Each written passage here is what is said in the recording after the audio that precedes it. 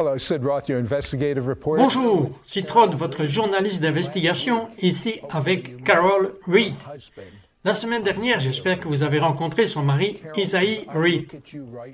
Carol, alors que je vous regarde en ce moment, je dois vous dire quelque chose. Je ne peux pas imaginer une femme qui a été battue pendant 1 heure et 45 minutes, battue physiquement, vivre la vie que vous avez vécue en tant que prostituée. Et je vous regarde en ce moment, je vais devoir vous poser une question parce que je vois cela, mais je vais devoir vous demander ceci. Vous n'avez pas l'air... C'est comme si je ne connaissais pas cette personne, comme si cette personne n'avait pas existé. Est-ce qu'elle est dans votre esprit? Non, vous savez, lorsque Dieu vous guérit, il vous guérit.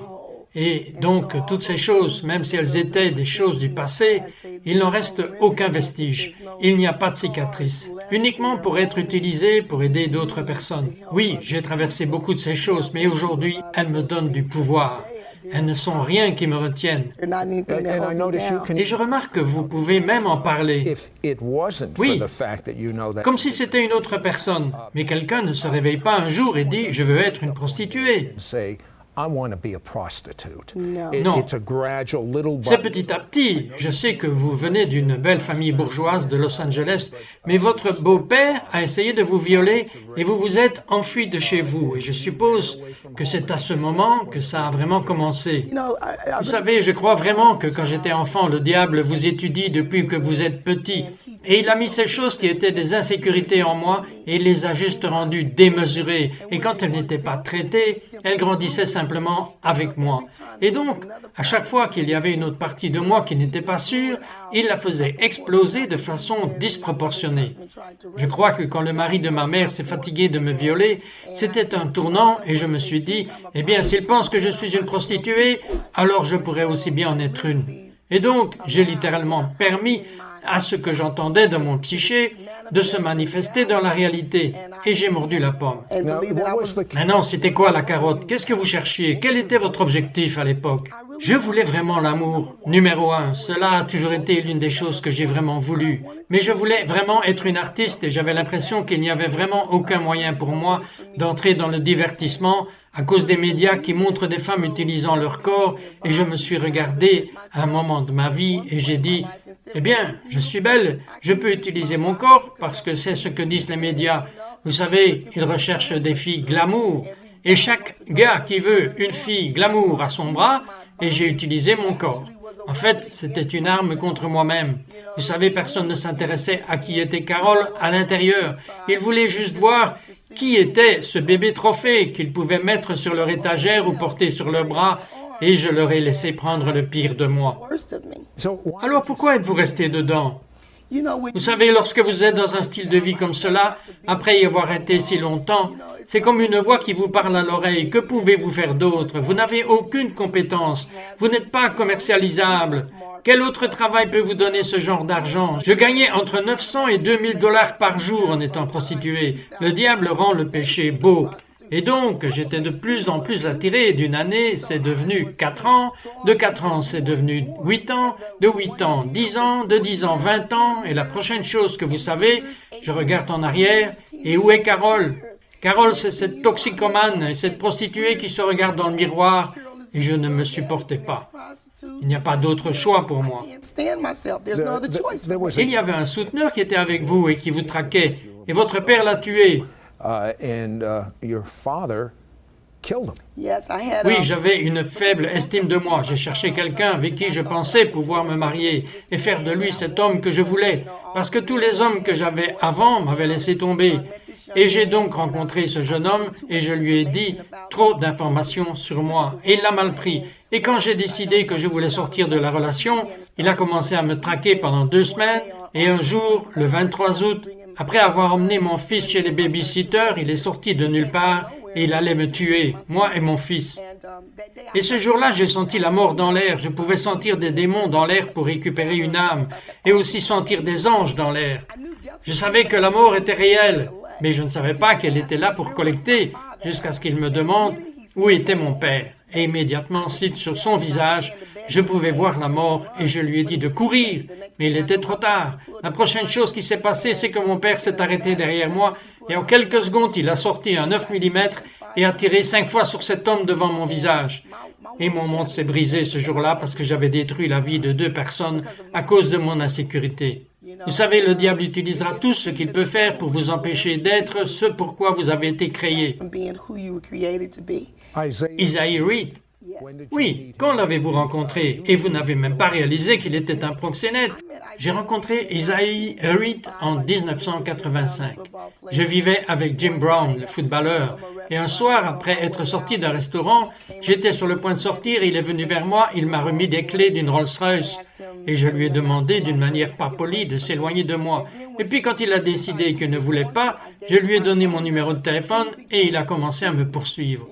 Vous devez comprendre que parce que je souffrais d'une faible estime de moi, si mauvaise, toute personne qui semblait intéressée par moi, je leur donnais mon attention parce que j'avais besoin de sa validation pour faire de moi quelqu'un, parce que je ne savais pas qui j'étais.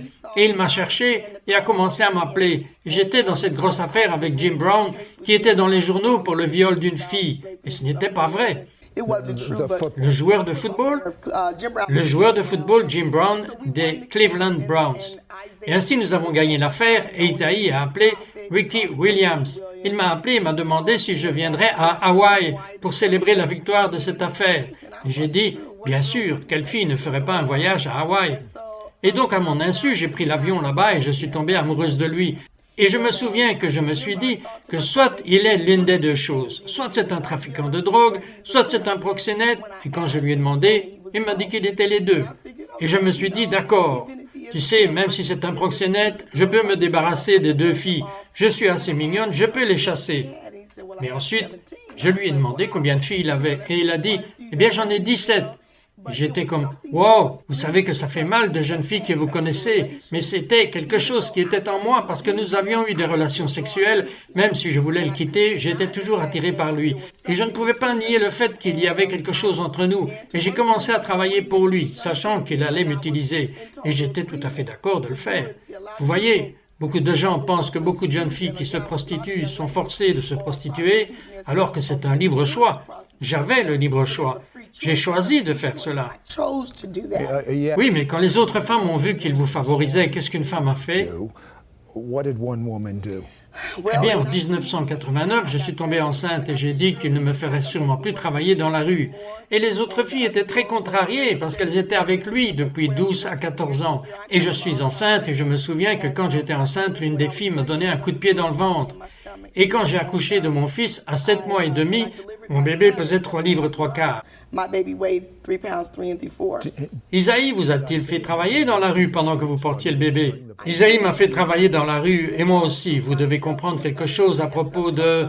Je vais vous dire, maintenez cette pensée. Nous serons de retour dans un instant et nous amènerons l'homme qui est devenu son mari, Isaiah, ici. Et ne vous en allez pas. Right back to It's Supernatural.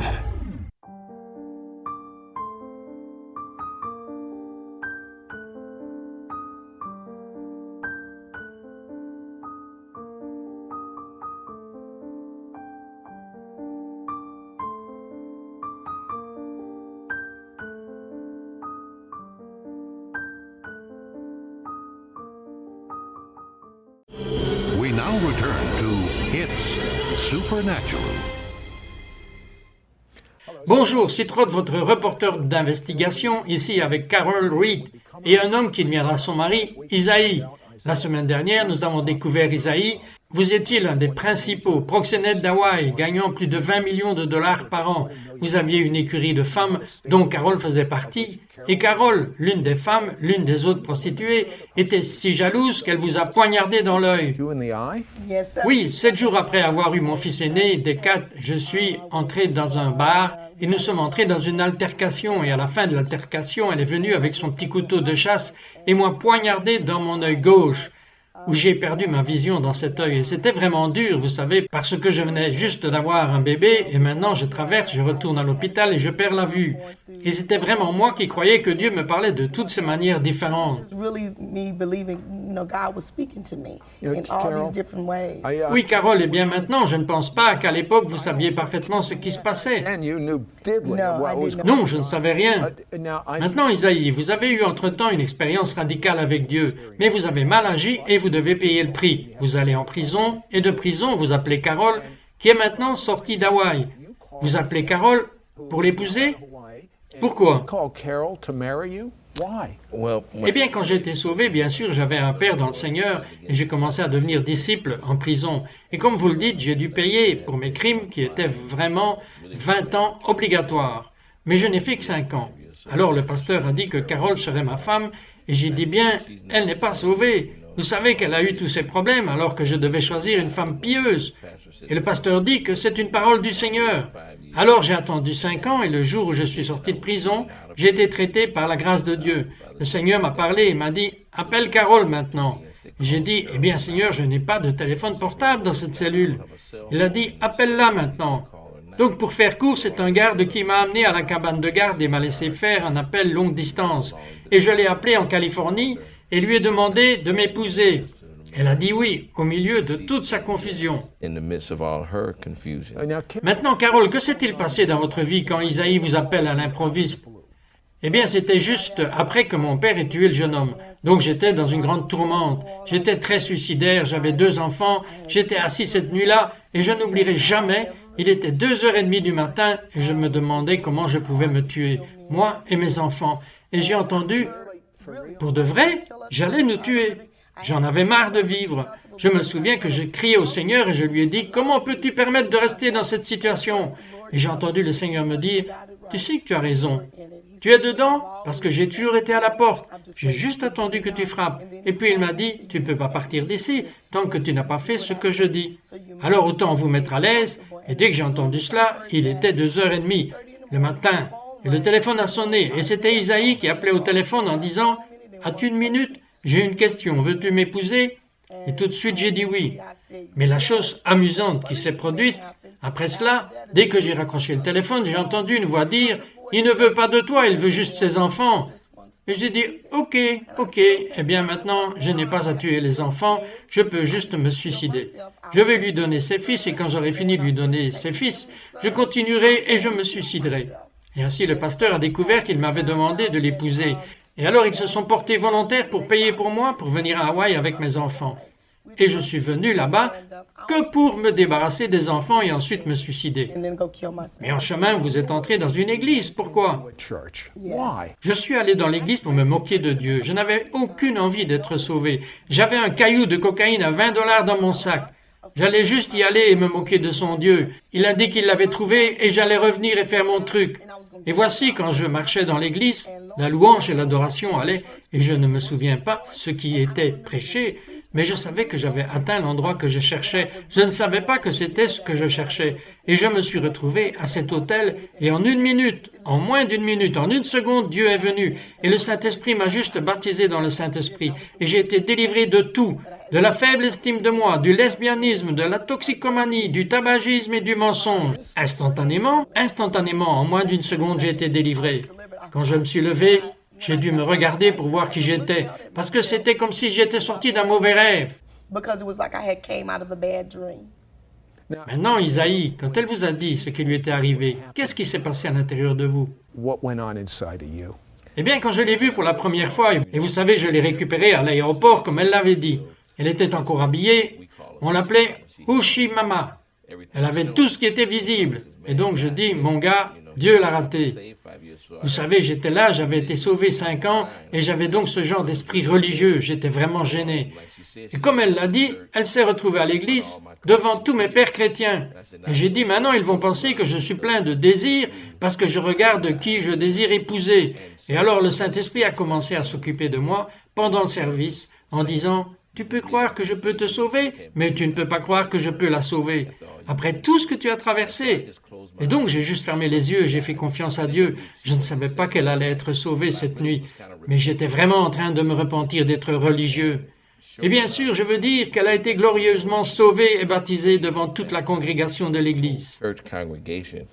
Question. Dieu a commencé à vous parler de lui et de sa vie. Parlez-moi de cela.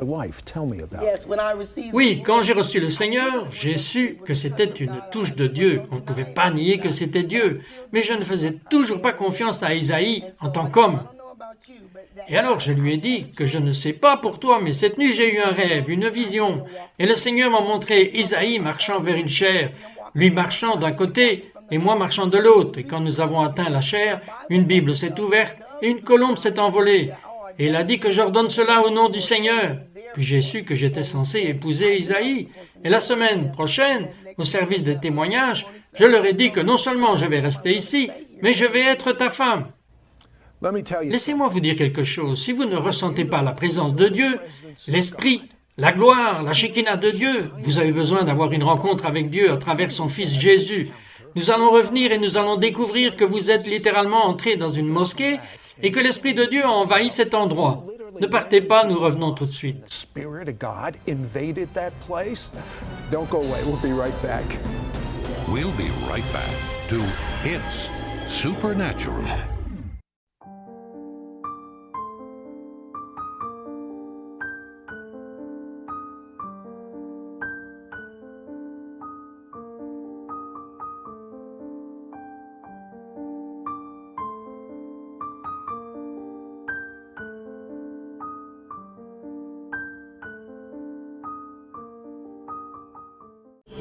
We now return to It's Supernatural.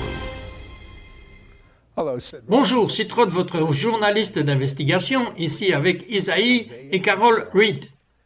Isaïe et Carol, dans un miracle très improbable, impossible et irréaliste, devenaient abstinents sans drogue. Avez-vous été délivré instantanément des drogues également? Instantly of drugs also? Yes, sir. Oui, monsieur, tout à fait. Well, that's Si vous étiez coincés, c'est la meilleure façon de l'être tous les deux. Et vous n'alliez pas l'épouser parce que vous n'aviez pas vraiment confiance qu'il était vraiment une nouvelle personne. sin.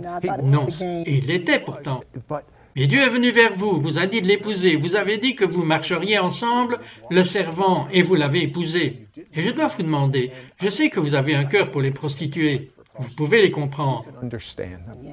Vous savez qu'il y a un tel désir lorsqu'on vous a ramené d'un si mauvais endroit. Je remercie Dieu parce qu'il m'a donné un désir d'où il m'a sorti. Et j'ai eu la possibilité de voyager à travers le monde et hors du pays, en Afrique du Sud. Et juste pour vous asseoir avec des jeunes femmes qui se prostituent et leur demander de me regarder dans les yeux et qu'elles sachent que je viens d'où elles viennent. C'est tellement important. come from where they came from is just so important. Choisissez-en une et décrivez-la. Je viens de rentrer d'Afrique du Sud et il y avait une jeune fille du nom de Anna Lou que j'ai rencontrée et elle vivait dans une boîte sur un porche et le Seigneur m'a vraiment déchiré le cœur d'aller et de faire le ministère auprès d'elle et elle n'irait à personne d'autre qu'à moi. Et j'ai dit, est-ce que tu me fais confiance? Et elle a dit, je te fais confiance. Et j'ai commencé à m'occuper d'elle. Et elle s'est juste allongée sur ma poitrine et elle a juste pleuré et pleuré. Et ça a juste touché mon cœur et elle m'a regardé et je pleurais. Et elle a dit, pourquoi pleures-tu? J'ai dit que je pleurais pour toi. Et ça l'a juste fait pleurer. Elle a dit qu'elle n'avait jamais fait pleurer quelqu'un pour elle. Et j'ai vraiment le cœur que nous devons être des gens qui croient dans les gens, jusqu'à ce qu'ils aient la capacité de croire en eux-mêmes. Le Seigneur m'a permis d'aller à Durban, en Afrique du Sud, où je suis allé dans une région qui s'appelle Le Point. C'est un quartier rouge, et littéralement nous avons eu 9 filles, 9 prostituées qui ont quitté les rues avec moi et qui sont montées en chair avec moi devant des milliers de personnes et qui ont revendiqué Jésus comme leur sauveur. Je veux dire, y a-t-il un plus grand cadeau que de parler aux gens de l'amour de Dieu, que leur péché n'est pas trop grand et que ce Dieu veut leur pardonner? Comme c'est génial, et la réalité est que je sais que c'est vrai, parce qu'il m'a emmené d'un endroit où je pensais être complètement impardonnable, mais pourtant il m'aimait toujours. Combien Dieu est grand. Isaiah. Isaïe, vous étiez dans cet endroit aussi vous-même, mais maintenant vous allez littéralement dans les mosquées, et 2500 musulmans sont venus au Seigneur. Est-ce que c'est vrai? Came to the Lord. Is that true? Oui. Ce que nous devons comprendre, c'est que le péché ne croit pas au fait que vous soyez musulman, juif ou chrétien. Vos enfants peuvent toujours être toxicomanes, vos enfants peuvent toujours être assassinés. Alors quand la communauté islamique a entendu que j'étais ressuscité des morts par la prière de ma mère, vous avez des mères islamiques qui prient pour leurs enfants et ils m'ont donc demandé de venir partager cela sur la façon dont elle était tenace et comment j'ai été ressuscité d'entre les morts. Ils ne voulaient vraiment pas entendre la croyance évangélique ou promouvoir l'évangile ou le judaïsme. Ils voulaient juste connaître l'amour d'une mère qui pouvait sauver un enfant. Et comme je partageais, je savais que le mandat était de partager sur la façon dont ma mère s'est accrochée à ma vie et croyait pour moi. Mais je savais aussi que Dieu allait faire quelque chose de spécial. Je ne savais pas ce que c'était. Alors je me suis soumis aux critères, au format de la locution. Et alors que j'ai commencé à partager comment Dieu m'a sorti de la toxicomanie et comment il m'a ressuscité d'entre les morts, étant même pécheur, l'Esprit de Dieu a commencé à toucher ces jeunes islamiques. Et avant même qu'il m'ait demandé d'appeler pour la prière, cela a commencé à les tuer dans l'esprit. Maintenant, c'était sur leur propre territoire. Maintenant, vous leur imposiez les mains? Non. Et ils tombaient? Ils sont juste tombés par l'Esprit de Dieu? Non, ce n'était pas le format. Le format était pour moi de présenter le fait d'être ressuscité d'entre les morts. C'est ce qu'ils voulaient entendre. Et le format était la façon dont la mère se tenait essentiellement à l'écart pour moi. Maintenant, c'était dans une mosquée. Dans une mosquée. Et vous dites que l'Esprit de Dieu est venu vers eux et qu'ils étaient juste en train de tomber par terre. L'Esprit de Dieu est venu sur eux et ils n'avaient pas de capteur ou quoi que ce soit, ils étaient juste en train de tomber. Et donc la direction après cela était juste un peu confuse. Et donc ils m'ont dit qu'ils avaient un coup de chaleur. Et alors ils nous ont emmenés dehors. Et alors que nous allions en nos véhicules sur le parking, les gens ont commencé à courir après nous et certains des pasteurs ont sorti leur caméscope parce que nous ne savions vraiment pas s'il s'agissait d'une émeute ou quoi que ce soit. Ils ont commencé à les filmer. Et les jeunes voulaient la prière, ils voulaient être sauvés. Et ainsi, nous avons commencé à amener tous ces jeunes à recevoir Jésus dans leur cœur. Et 2500 d'entre eux ont donné leur cœur à Jésus ce jour-là. Maintenant, combien d'enfants avez-vous tous les deux? Nous avons 5 merveilleux enfants. Parlez-moi de votre petite fille. Siana est mon bébé miracle. Je croyais depuis si longtemps pour une petite fille. Et puis, il y a 40 ans, je suis tombée enceinte de mon dernier enfant. Je ne voulais pas de garçon, je voulais une fille. Et le jour où elle est née, ils sont venus vers moi me dire qu'elle souffrait du syndrome de Down sévère. Puis, le lendemain, ils sont venus et ils m'ont dit que Signa était sourde. Et cela m'a dévasté. Cela m'a dévasté au point que j'ai dit à Dieu que je n'allais plus exercer mon ministère. Et le Seigneur m'a dit, il a dit, Carole, ce que tu fais pour moi est-il basé sur ce que je fais pour toi? N'ai-je pas fait assez? Il a dit, tu sais quoi, tu regardes un symptôme, et un symptôme que je peux guérir. Il a dit, si tu vas après les âmes, comme je te l'ai dit, tu regarderas en arrière, et ces choses qui étaient censées être un problème disparaîtront. Et quand je me suis fâché contre le diable et que j'ai décidé dans mon cœur que j'allais aller après les âmes, je ne me souciais plus de ma propre situation. 9 mois plus tard, le médecin est venu à moi avec un rapport de médecin de toutes les complications que Siana était censée avoir. Et puis, elle m'a montré le nouveau rapport des médecins et elle a dit que ce n'était même pas le même bébé. Et ma fille est un miracle vivant. Elle n'a aucun signe de trisomie et elle peut entendre de ses 2 oreilles. Elle était sourde avant. Ils l'ont diagnostiquée comme sourde des 2 oreilles. Et alors Dieu lui a ouvert les oreilles. Absolument guérie, absolument guérie. Ce que nous faisons en tant que personne, c'est que nous nous concentrons tellement sur nos problèmes que nous laissons nos problèmes nous submerger. Et nous devons comprendre que vos problèmes ne sont qu'un lieu de promotion. Dieu veut vous développer en une personne, mais il a besoin de vous inculquer l'intégrité.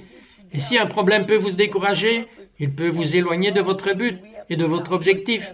Et nous devons arrêter de regarder nos problèmes. Et donc Dieu a dit, ne te concentre pas sur ton problème, concentre-toi sur moi. Pourquoi mon fils Jésus est-il venu au monde? Pour sauver les pécheurs. Et si vous allez après les âmes, tout ce qui semble être un problème, quand vous regardez en arrière au-dessus de votre épaule, tout sera guéri.